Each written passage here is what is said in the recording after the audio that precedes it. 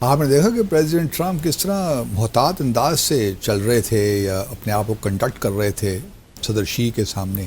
Against his nature. باقی ممالک کے جو سربراہان آتے ہیں تو ان کو تو بڑا بھولی کرتے ہیں نا, لیکن چائنا جا کے وہ اپنے آپ کو ٹھیک کنڈکٹ کر رہے تھے تاکہ کوئی ایسا مس اسٹیپ نہ ہو جائے جس سے پریزیڈنٹ شی ناراض ہو جائیں. تو بڑے اتنی تعریفوں کے پل باندھ لیے, great leader, great country, great people.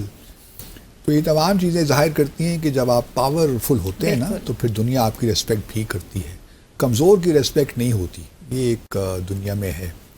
اب یہی جو ہے بہت سے لوگ پاکستان میں دیکھیں نا, کیا کروں,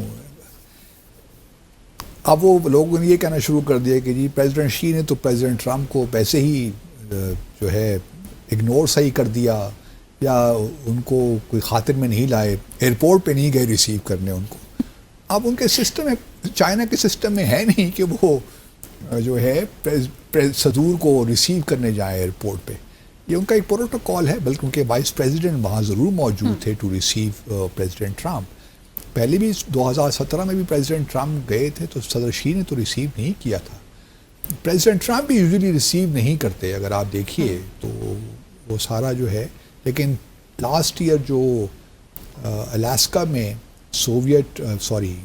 امریکہ اور روس کے درمیان سمٹ ہوئی تھی اینکریج میں, تو صدر ٹرمپ ضرور گئے تھے پریزیڈنٹ پوٹن کو ریسیو کرنے ایئرپورٹ پہ.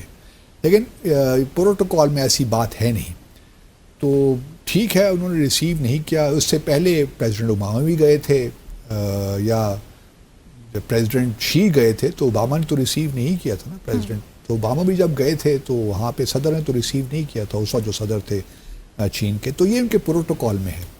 دوسرا جو ہے کہ جوائنٹ اسٹیٹمنٹ کوئی ایشو نہیں ہوئی, یہ بھی ایک انٹرسٹنگ بات ہے.